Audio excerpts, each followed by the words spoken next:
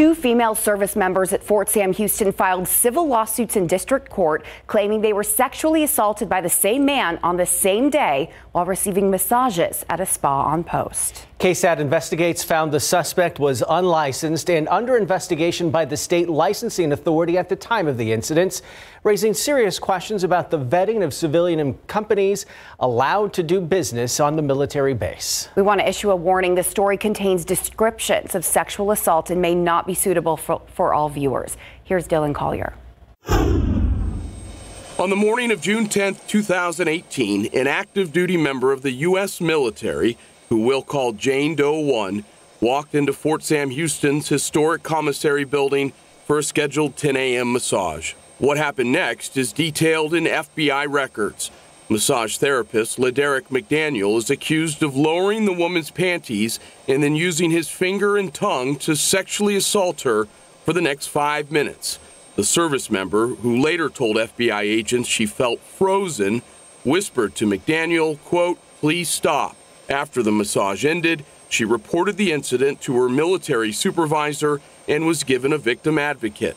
The woman went through a sexual assault examination at an area hospital 9 hours later. An analysis from the Texas Department of Public Safety Crime Lab found male DNA on her left buttock and anus, but no further testing was done to determine whether the DNA matched McDaniel.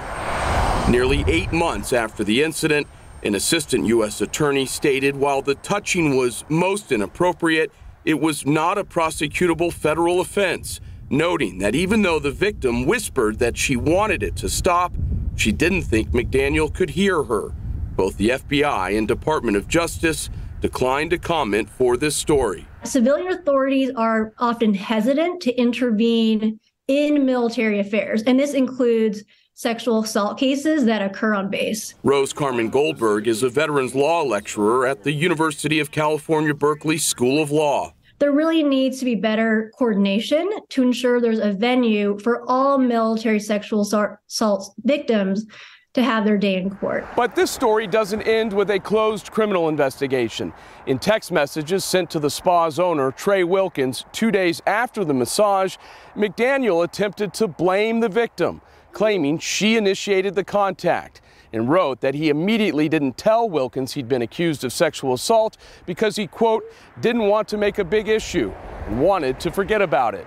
What he didn't write was that there was another possible victim.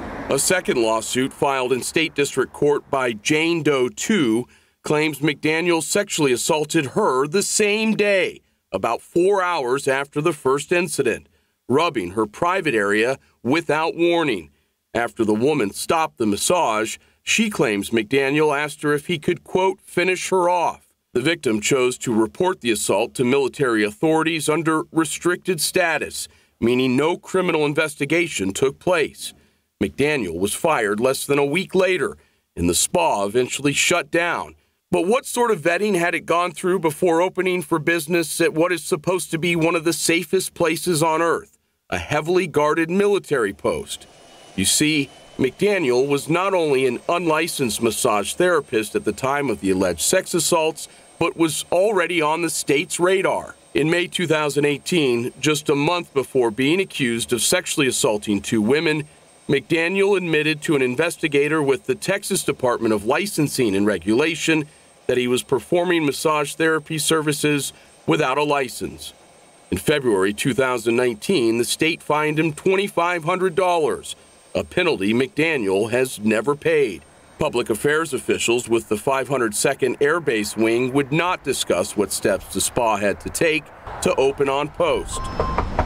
Wilkins, the owner of the now shuttered spa, did not respond to requests for comment left at the last 3 properties associated with him. And without accountability, there's little pressure for the military to take necessary preventative measures, like ensuring that civilians who interact with service members on bases have the proper training and certifications. There is a long-standing history of the military not being held accountable for sexual assaults that take place under its watch. For KSAT Investigates, I'm Dylan Collier.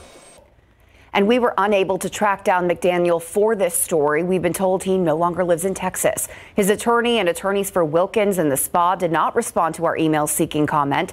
Jane Doe 1 settled her lawsuit against McDaniel, Wilkins, and his spa out of court. Jane Doe 2's lawsuit continues and is tentatively scheduled for trial in mid-January. On our website, ksat.com, right now, you can find legal and support resources for military sexual assault survivors.